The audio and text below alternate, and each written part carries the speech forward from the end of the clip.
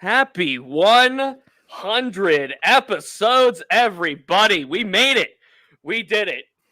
Give a nice little cheers to us, a cheers to you, a cheers to everybody, and a good afternoon, a good Tuesday afternoon to you all. January 23rd, 2024, episode 100 of the Southside Beat. He's Chris Halicke. I'm Crisan. Happy 100th, Chris. We made it. Nice little milestone for us. We'll take it. Cheers. Phenomenal.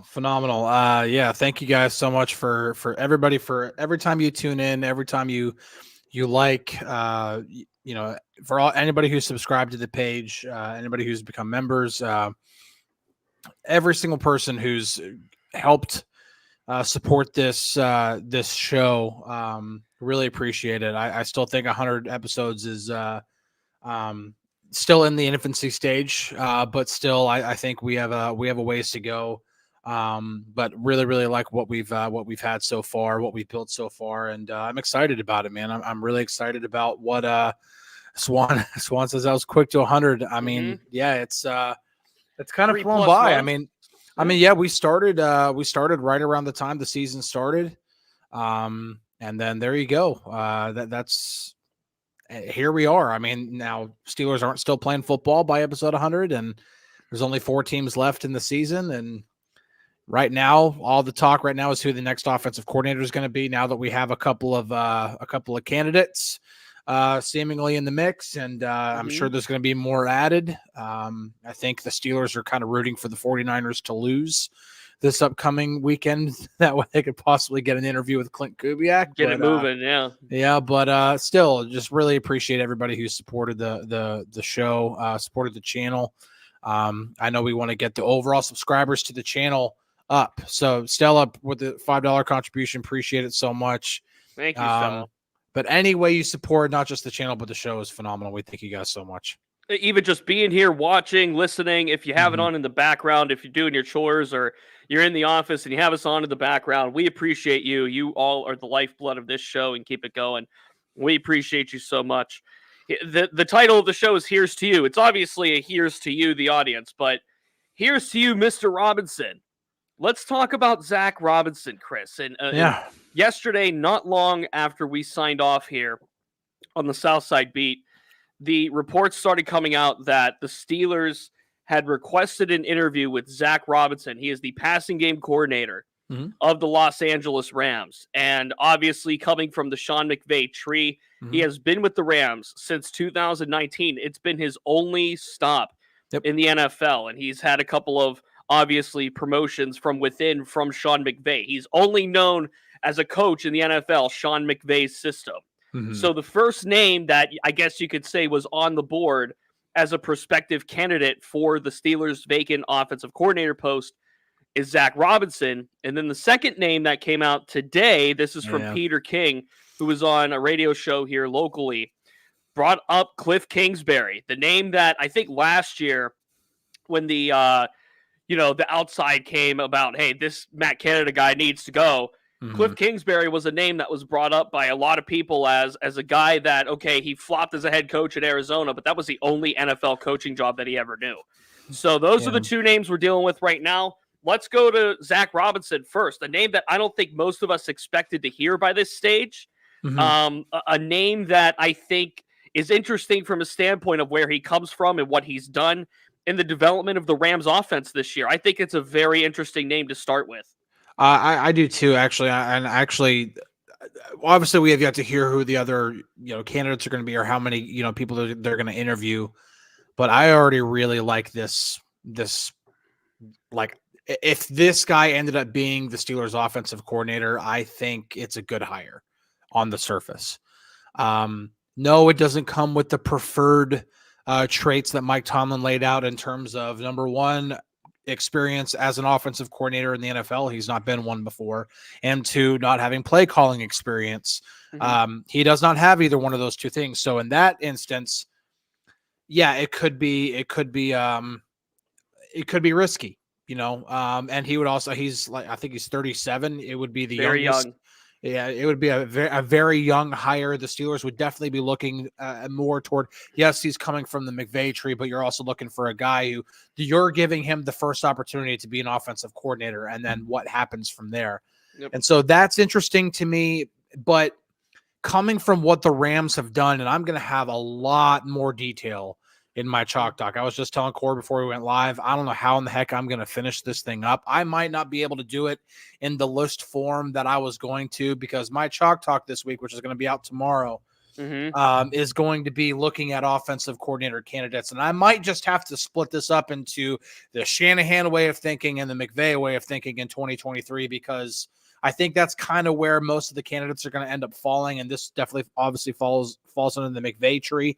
That goes well into what the Steelers did in terms of personnel. The Steelers used a lot of 11 personnel. The Rams use a lot of 11 personnel, more than anybody else in the NFL. Rams used a lot of play action, especially from under center. They used a lot of man and power and duo concepts in the running game. The Steelers transitioned more to that down the stretch and had success doing it. So you look at some of the things that the Rams have done, using receivers in the blocking, help, like really utilizing them in the blocking for the running game. What Allen Robinson was doing for the Steelers, plays well. Not saying you bring Allen Robinson back at this price tag, just saying you have that guy. There's a lot of similarities there where it could help transition the Steelers into becoming a better version of what they were doing down the stretch. Well, keep in mind, Allen Robinson, for the brief time he was in LA, was with Zack Robinson. And maybe that opens the door for an Allen Robinson return. It would have to come at a much cheaper price tag, because there's no way the Steelers are paying Allen Robinson that $10 million plus. Yeah. But I think it's also interesting from the standpoint, and it was brought up here in the chat. Mike asks, is it a coincidence that he was involved in coaching Mason in college? Now, that's kind of that's putting it loosely. Now, when Mason was at Oklahoma State, Robinson also went to Oklahoma State. And when Rudolph was in college, he enlisted the help of Zack Robinson for some off-season coaching and for off-season development. And Robinson was willing to do it. So you can't say he coached Mason in college like that. But what you can say is he helped a little bit with him. He helped train him a little bit. So on the surface level, there's a connection. There's something there, a prior relationship with Mason Rudolph. Now, is that coincidence or not? I don't know. But I do think that it's kind of interesting that the first person that's named in this entire searching process is a guy that has a direct one-to-one connection with Mason Rudolph, a guy that Mike Tomlin has now publicly said we want back. The players have publicly said, a good number of players rather, have said they want back. So I found that interesting that was a name that was brought up in that regard. But I totally agree with you. This would be a step in the right direction at minimum. Yeah, he hasn't had prior coordinating experiences. Yeah, he hasn't had, anything kind of a track record like that. But I think it's important to recognize this. If Zack Robinson is a guy that the Steelers and Mike Tomlin and Omar Khan and Art Rooney are going to interview for this post, that is a sign that they are actually willing to make some damn change. It's a change in and of itself that they're going to go outside of the organization to make the hire. Yep. But this almost feels like it's so weird how I feel like when I talk about Pitt and the Steelers this year, I'm repeating myself, because it feels like Pat Narduzzi going to hire Cade Bell from Western Carolina. Instead of going for the experienced, established guy, Pat Narduzzi turned to the young, up-and-coming guy who had one of the best, if not the best, offense in the FCS. When it comes to what Mike Tomlin would be doing with a guy like this is he's going off script, so to speak. He's doing something different. He's zagging when everybody expects him to zig, it seems like. Yeah. And now if they get a guy like Robinson or even a Cliff Kingsbury who's still pretty young, and we'll talk about Kingsbury in a moment, I think those are clear indicators that the Steelers are willing to make some kind of substantial, not splash, but just a different toned move than what we're used to seeing Mike Tomlin make in his tenure. Yeah, I think if the Steelers ended up hiring Robinson, I think this should excite fans the same way. I think that the Aaron Curry hiring last year kind of got fans excited because another young up and coming coach, and he ended up coming in and doing a pretty damn good job with the inside linebackers. And so I think the Steelers would be remiss to not go at least entertain that avenue of getting somebody who's on the rise, somebody who doesn't have any baggage at all. Somebody who, and obviously it depends on how the interview process goes, because he may get in there and and the vision that he has might not speak to Mike Tomlin, or the vision that he has might open up some things that Tomlin wasn't thinking about, or Omar Khan or whoever else wasn't thinking about, and that they're really intrigued on how what Robinson wants to do could fit with what the Steelers want to do. Right. And I think it's really, really interesting. That interests me way more than a guy like Cliff Kingsbury, who does have a lot of baggage. Fair or not fair, it's still baggage. Yep. And so, understood that a Cliff Kingsbury hire could be similar to like a Todd Haley hire back in the day. Guy who became a head coach, wasn't successful as a head coach, went back to being an offensive coordinator, and obviously the Todd Haley's offenses in the mid 2010s did very, very well. Of course, the Steelers had a lot of really great talent on offense at the same time. All-time quarterback still in his prime, best receiver in football, top 3 running back in football, fantastic offensive line, really great tight end. I mean, it's really easy to call a really good offense when you have that many great players. That's not exactly the situation the Steelers are in right now. Mm-hmm. I want to bring up a couple points here. Mike says he's glad none of the players are saying they should be involved in the hire, like Russell Wilson. Yeah, no, this is not going to be a player-led thing here, Mike, or anybody. This is not going to be a player-led. I'm not saying you're saying that's what it's going to be, but that's not what this is going to be.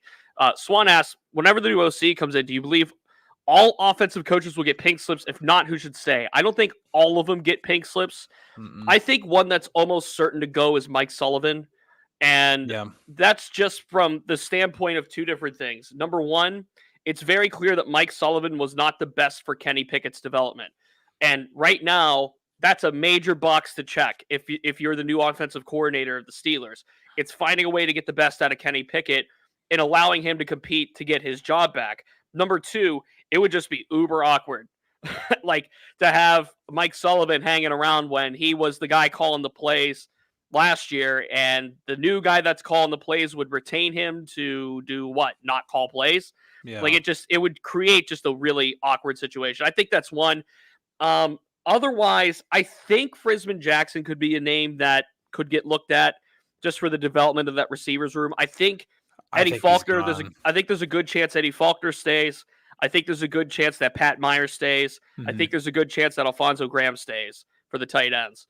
But Frisman Jackson would be the other name that I would consider, on the hot seat per se with the new offensive coordinator. Faulkner could be like for the same reason as Sullivan, like little awkward potential tension. Like Faulkner was the guy that helped coordinate the offense last year, and now he's not doing it anymore, so he's just okay with being relegated to running backs coach. Like for that perspective, maybe. But I also don't see Faulkner leaving. So. If that answers your question, I hope it does. I mean, Faulkner, I really do think that one's more of like a we'll see, because at the end of the day, he was a really good running backs coach, really helped foster growth of multiple running backs, but especially Jaylen Warren going from an undrafted free agent to becoming to earning a real like workload in a timeshare with Najee Harris. That being said, he still was promoted to interim offensive coordinator and now won't be the offensive coordinator. And so that similar awkwardness could kind of be there as it would be with Mike Sullivan, even though Faulkner wasn't calling plays. But I think it's kind of a we'll see. I agree about Sullivan and Frisman Jackson. I don't think those guys stay. I do think Pat Meyer stays. I know there's rumors of Mike Munchak possibly wanting to make a comeback, and maybe the Steelers entertain that. I don't know, but it wouldn't surprise me if Pat Meyer stayed. And really, the offensive line, you've got 3 pieces that are legit, and you need 2 pieces that need to be addressed. But I think just about everybody else stays. And I keep seeing some people bringing up on the other side of the ball. Let me find one of the comments. There might be one right here for you. Yeah. Any news on the TA and the DC position? I do know for a fact, I did get it confirmed that Terell Austin, his contract, because we talked about it, we weren't quite sure. His contract did expire at the end of the season. So if he stays, he would have to he would be offered a new contract. And according to a report from the Post-Gazette, he's expected to stay as the defensive coordinator. So listen, like I've been pretty critical of Terell Austin, and seeing some things from the defense. I think they could definitely afford to change some of their schemes, not run as much predictable Tampa 2 stuff.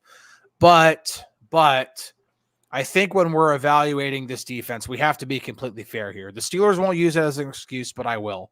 Attrition was a big part of the defense's lapses in 2023. It just was. Cam Hayward was a shade of himself all season long because either he wasn't there or when he was playing, he was not anywhere near healthy. Yeah. Minka Fitzpatrick missed a lot of games. Wasn't himself whenever he was playing too. The inside linebacker position, which was completely revamped, was completely dismantled by season's end. And so you had a lot card salesman.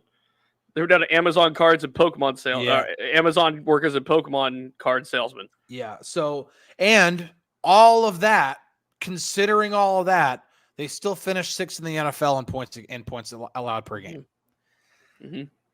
I mean, it's just it's like you can believe me, I have my own frustrations with being like, dude, this for what they're paying on that side of the ball, they have to be better.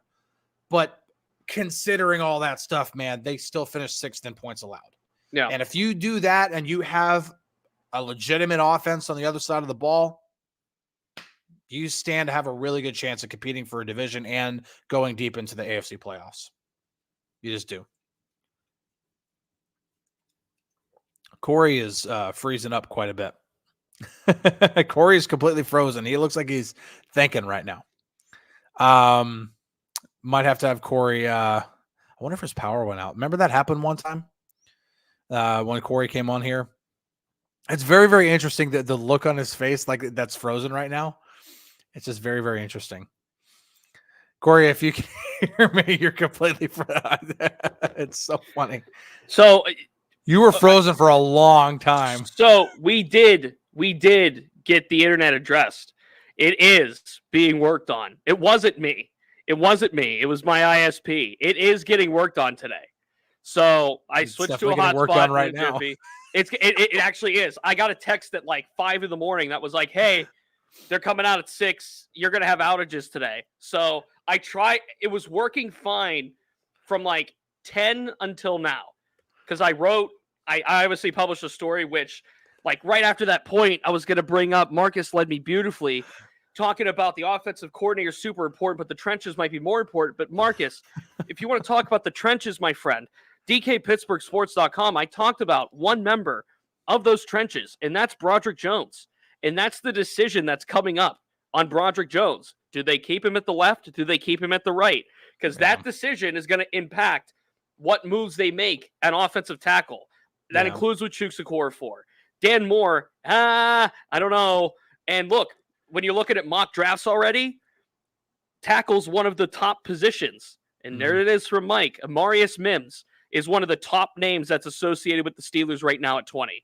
So if that's what we're leaning towards, all right, let's address the trenches. And by the way, what if there's a world where the Steelers go tackle center their first 2 picks and boom, the offensive line is solidified? Yeah. That's not out of the realm of possibility. Not and like I think just about everybody knows. And listen, going into the draft, okay, it was no secret going into last year's draft that the Steelers were going to be looking for a cornerback. No secret whatsoever. It was a deep cornerback class. It was a position of need. It goes hand in hand. It's not like they're reaching in a thin class like a lot of people might think like they did with Kenny Pickett. Not a good class. They just take the top guy as soon as he's available. No, this was a great, great class of cornerbacks. And they sent Grady Brown to the Senior Bowl to coach, and not only coach, but be the defensive coordinator of one of the two teams there. And Grady Brown gets a really good up and close look at a lot of those cornerbacks that were there. Now, a lot of the top guys weren't there. Christian Gonzalez wasn't there. Joey Porter Jr. wasn't there. A lot of the top guys weren't there. but still, you get a really good sense of the entire depth of that class. And then also Grady Brown was at the combine, up and close with those guys too. All those guys were there. It was no secret that they were looking at that. And now they have Isaac Williams, assistant offensive line coach. He's going to go help coach the offensive line at the Senior Bowl. Again, it would not surprise me if we continue to see that trend continue on as we get closer and closer to the draft. And then, oh, lo and behold, they're taking a tackle or they're taking a center in the first round. I do believe, was it Terell Austin or Grady Brown or one or both that were at Joey's pro day last year, like working with him?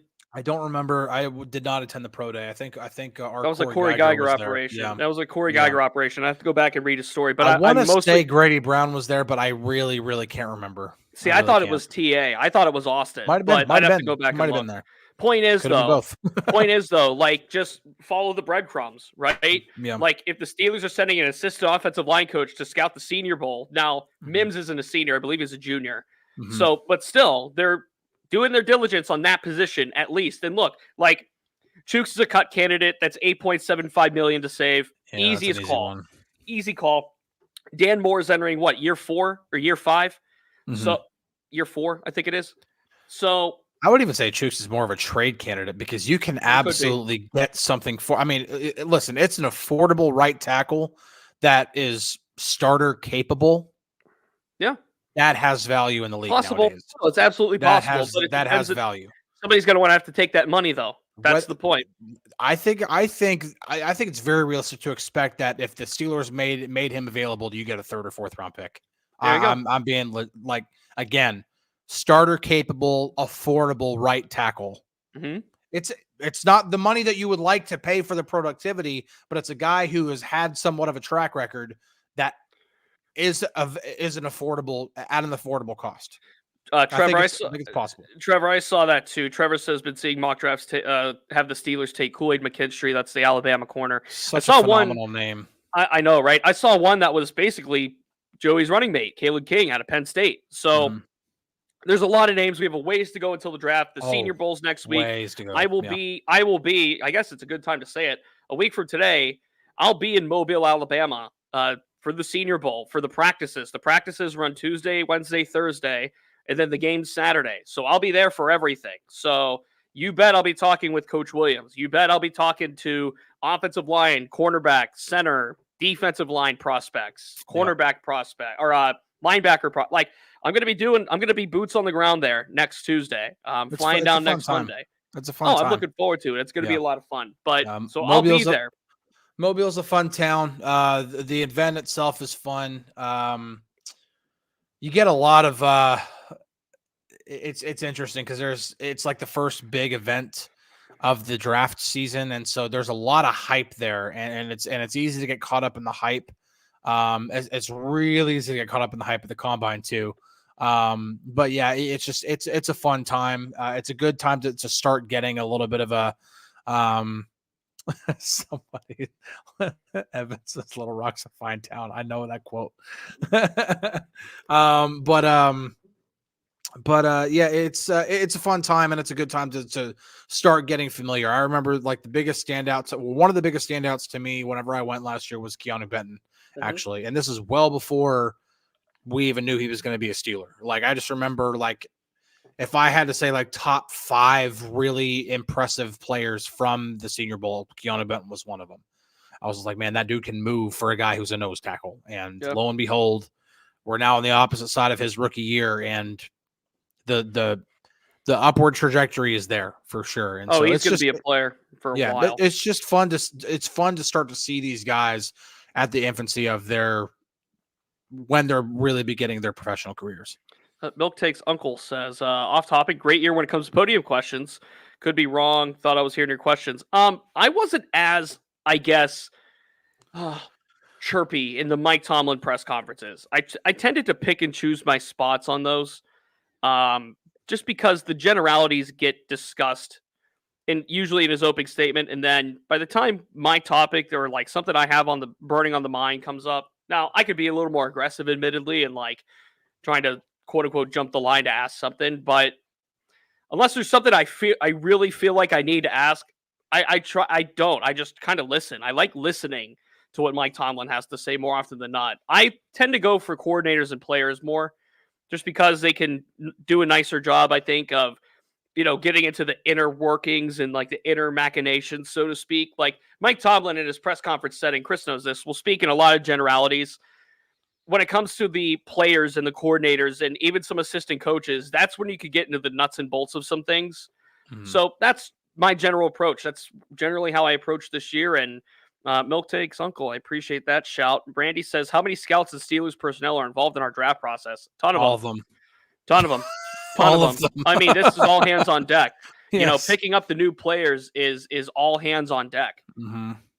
Yeah, it's all of them, man. They're all involved in one way or the other, and that goes throughout like Senior Bowl, that goes throughout the combine, all the pro days, and a lot of the heavy lifting has actually been done really already by this point, because college football, obviously college football's done.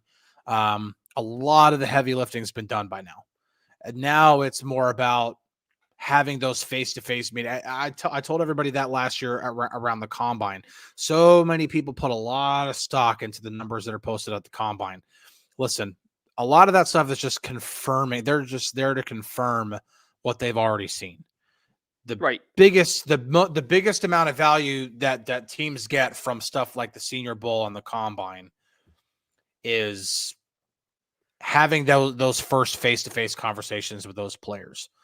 And that is why Mike Tomlin is so involved in this process, because he wants to be right there, knows right in the thick of things, having those conversations with those guys. He wants to have a firm grasp on as many players as possible, because, again, as he pointed out, whether they get them in this draft or not, they could be available 4 or 5 years from now.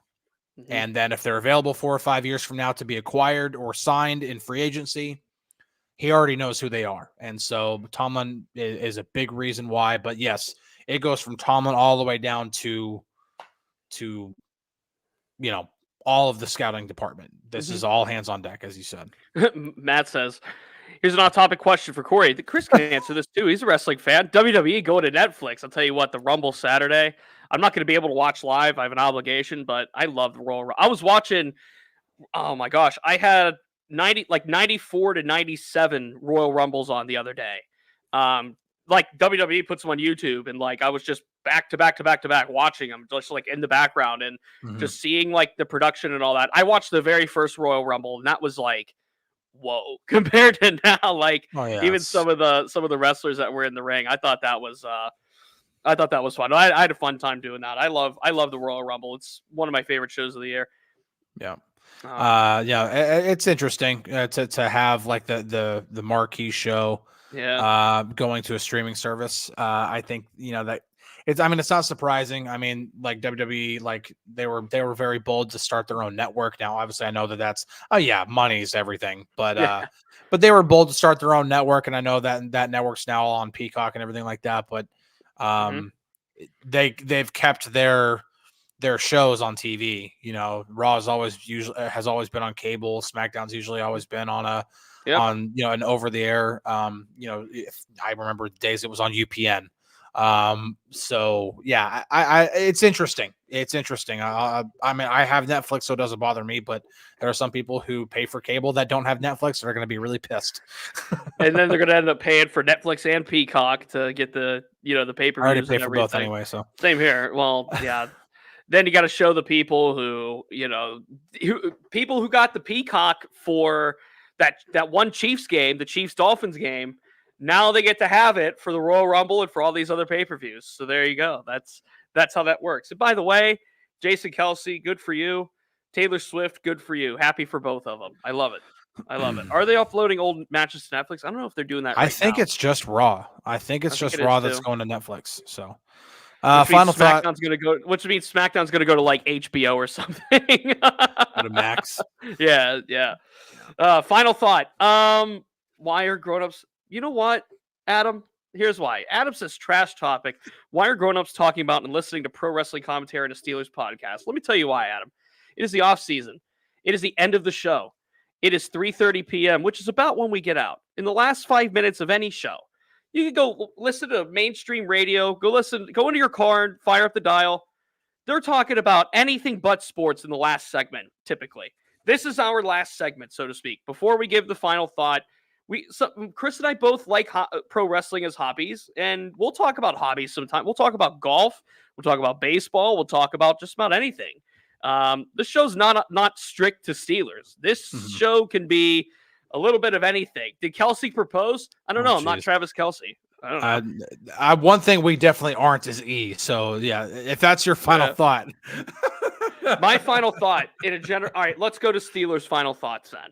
My final thought is if it is Zack Robinson, I agree with you that it's not the worst thing, and in fact I think it can be a good hire. I like and I mentioned this in the show. I like that Mike Tomlin seems to want to roll the dice here. I like that Mike Tomlin is getting aggressive with somebody that's a little younger, somebody that he said he wants someone that's called plays before. But if you're bringing in Zack Robinson, we're not talking about somebody that's fitting that mold. We're talking about someone that's off script. And if that's the first name that comes up, I think that's very interesting. And again, the connection to Mason Rudolph, also very interesting. I just thought it was interesting in general that was the first name that we heard in this entire process of the Steelers looking for an offensive coordinator. Barber, make popcorn. Popcorn making. Listen, hey, I don't eat popcorn anymore. I love popcorn. I just refuse to eat it because the kernels constantly get stuck in my teeth, and it's just become too painful, honestly, to eat popcorn. So it's just not worth it to me. Well, I'd rather drink wine than squash grapes. How about that? I'd rather say whoa than sick 'em. That's right. I'd rather drink wine than squash grapes. What's your final thought? Yeah, still kind of on this OC stuff. The Kingsbury hire to me, or the potential of a Kingsbury hire, does not interest me at all. I've seen enough of Kingsbury, and do I think the offense would be better under him? Sure, but I think you can shoot for the stars a little bit more. I think hiring a guy like Cliff Kingsbury might be settling a bit.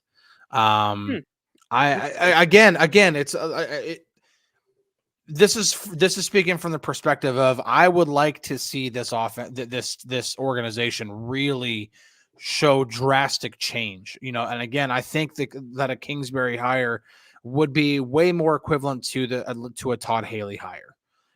Again, not a bad hire, but something that I don't think the Steelers necessarily need. They need somebody. They need a fresh perspective. Hodge 3115 brings up Clint Kubiak. I think that's another intriguing name. That one that I'm very interested in, and definitely comes more from the Shanahan side of that tree, that coaching tree overall. Because listen, Matt in Mexico, jeez. That's beautiful, Swan.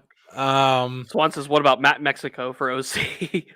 It's just Matt Canada with the mustache and the sombrero instead of the little hat he was wearing with a dyed mustache. Yep. Yeah. Whether it's a Clint Kubiak or a Brian Greasy or a Zack Robinson, whoever it is, I definitely I would rather see the Steelers be a little bit more risky with this kind of thing, but also not be too risky. And I think Zack Robinson might be a little bit more on the risky side, but at least it's an attempt to really try to shake things up, to really make a concerted effort into really changing things for good. And trying to evolve, trying to stay ahead of the curve. I feel like a lot of the times with the Steelers offense, they've been constantly playing catch up with what the league is doing. And even the best coordinators, even the best coaches on the offensive side, like Kyle Shanahan and Sean McVay, they're evolving their offenses.